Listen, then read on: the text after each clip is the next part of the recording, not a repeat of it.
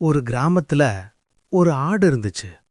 அந்த ஆடு நல்லா கனமா நிறைய பால் கொடுத்துட்டு இருந்துச்சு. அந்த ஆட்டை மேய்க்கிறவனும் அவனோட மனைவியும் ரொம்ப சந்தோஷமா இருந்தாங்க. அந்த பாலை வித்து நல்லா சாப்பிட்டு எளிமையா வாழ்ந்தாங்க. ஆனா ஒரு நாள் அந்த ஆடு பால் கொடுக்கறது கம்மியானதும் அவனோட கோபம் கண்ணை மறைச்சிடுச்சு. அடிக்க போனா மலை உச்சிலிருந்து அந்த ஆடை தள்ளிவிட்டான். அந்த அம்மா ஆடு மலைக்கடியில அப்படியே கடந்துச்சு. அதை பார்த்துட்டு அந்த குட்டி ஆடு அம்மா அம்மான்னு அழுதுகிட்டே இருந்துச்சு. பேசத் தெரியாத அந்த உயிர் கிருஷ்ணனை தேடி ஓடுச்சு. கிருஷ்ணா, எங்க அம்மாவை காப்பாத்து.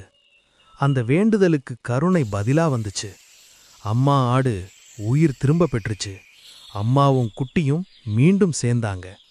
அதே நேரம் அந்த மனிதனோட குடிசை வீட்டுல தீ பிடிச்சிட்டு இருந்துச்சு.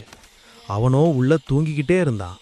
அம்மா ஆடும் குட்டியும் வாசலுக்கு ஓடி மே மே மாம் மாம்னு கத்திக்கிட்டே இருந்துச்சு.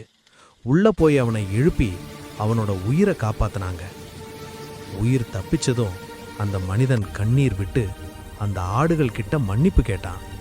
அப்போதான் அவன் புரிஞ்சுக்கிட்டான், கருணையை அழித்தவன் அதே கருணையால தான் உயிர் தப்பிச்சான்.